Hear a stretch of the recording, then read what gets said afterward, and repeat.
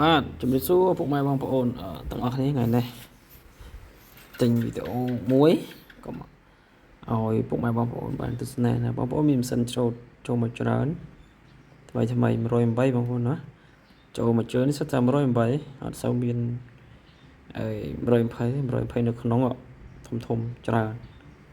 នោះ120នៅក្នុងបងប្អូនត្រូវការទៅមកបានណាប៉ុន្តែវីដេអូនេះខ្ញុំផ្ដោតទៅលើតែ tractor ទេបងប្អូនដោយសារវាជារដូវកាល tractor អញ្ចឹងដូចបងប្អូនដឹងហើយ tractor នេះ Kubota សុទ្ធធានាក្រុមហ៊ុន 100% ទិញលក់ដូរអីក៏វាស្រួលដែរបងប្អូនណាបើយើងប្រាស់ហើយយើងចង់លក់ចេញក៏វាស្រួលគ្រឿងបន្លាយតាម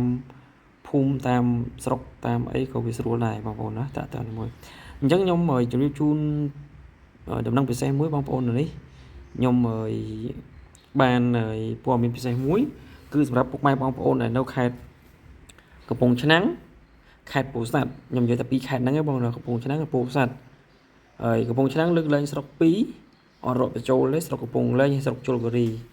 អញ្ចឹងនៅកំពង់ឆ្នាំងក្រៅពី2ស្រុកហ្នឹងយើងអាចទៅចែកគ្នាបានខ្ញុំមានត្រាក់ទ័រ2គ្រឿងបងប្អូនហើយលក់ជូនតម្លៃពិសេស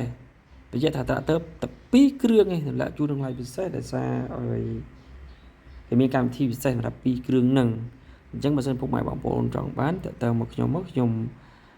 ទៅចែកតម្លៃឲ្យជួយជូនឲ្យទិញលុយសុទ្ធក៏បានទិញរំលោះក៏បានដែរបងប្អូនតម្លៃដូចគ្នាទេបើខំយើងទិញរំលោះវាអស់ការប្រាក់បងប្អូនណា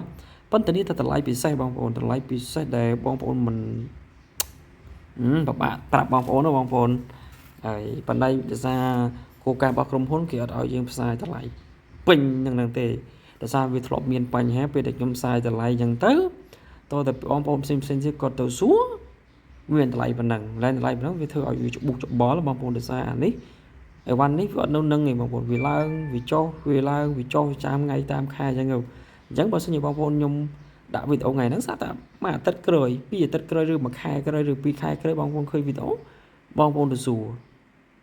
វាខុសពលមានវាធ្វើច្បុកច្បល់វាកុនដល់ខ្ញុំដែរណាអញ្ចឹងតម្លៃខ្ញុំអត់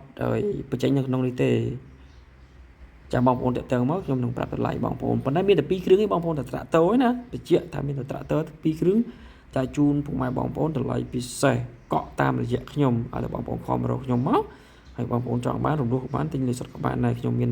តម្លៃពិសេសជូនសម្រាប់អ្នកកំពង់ឆ្នាំងនិងអ្នកកំពង់ស្ពឺប៉ុន្តែកំពង់ឆ្នាំងដកស្រុកពីចេញអរគុណ